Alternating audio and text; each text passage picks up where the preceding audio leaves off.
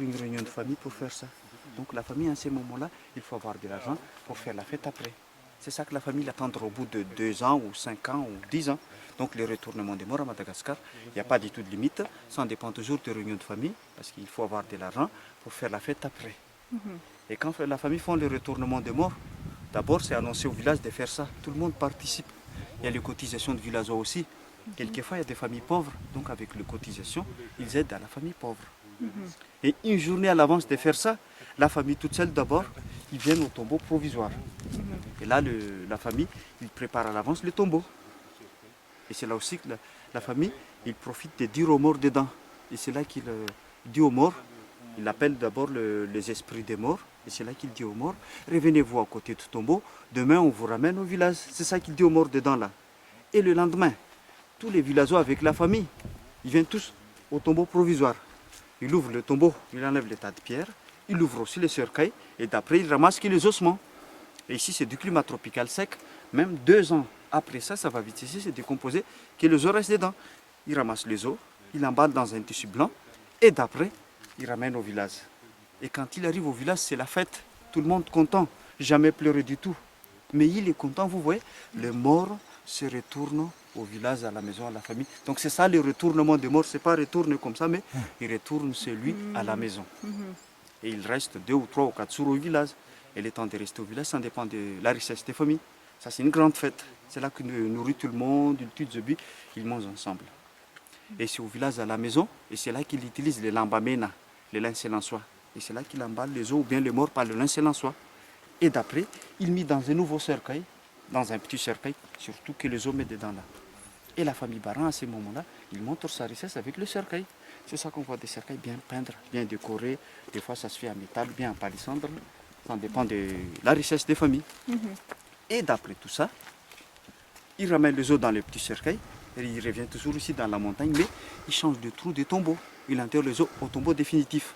Et s'il arrive là, donc c'est fini, il ne touche plus. Donc c'est ça définitif, c'est les un trou familial. Ouais. Donc c'est ça qu'ici, c'est les Baras. Leur retournement des morts, ils ne retournent qu'une seule fois, ils changent de trou de tombeau. Donc ça, c'est le tombeau provisoire là. Et là-haut, le tombeau définitif. Regardez, en haut là, tout à fait au bord, à niveau terre, il y a une fissure rebouchée par des petites pierres. Ça, c'est le tombeau définitif.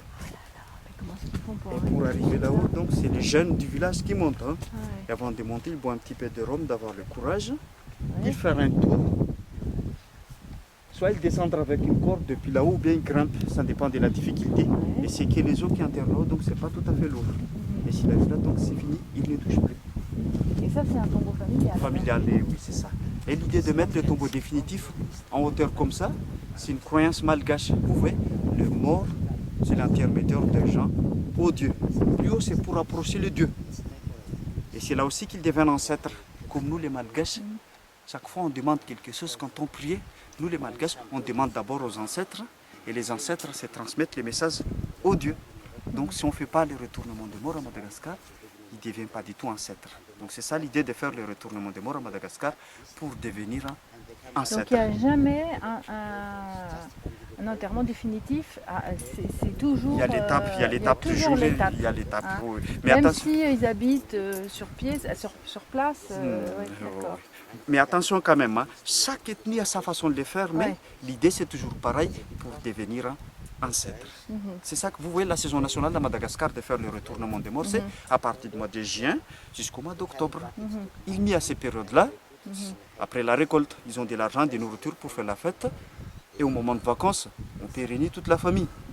Et surtout, c'est les temps chèches, c'est l'hygiène, on peut toucher le mort à ces périodes-là. Oui, c'est bien. Donc c'est ça le retournement des morts, c'est pas retourner comme ça, mais il retourne celui à la maison. Et le fait de faire ça, c'est pour devenir ancêtre. Parce que les ancêtres, à nous, c'est important, c'est valeureux. Parce que nous, on croit les ancêtres et le Dieu en même temps. Parce que l'intermédiaire des gens, au Dieu, les ancêtres. Et là, c'est encore fermé le tombeau provisoire là-bas. Donc pas encore fait le retournement des morts. Et s'il est vide après, les trous, ça va réutiliser encore, mais c'est toujours la même famille. Que les trous, mais pas le cercueil. Donc c'est ça qu'ici, c'est une montagne sacrée. C'est la place pour les ancêtres. Vous avez bien compris là. Oui. Merci.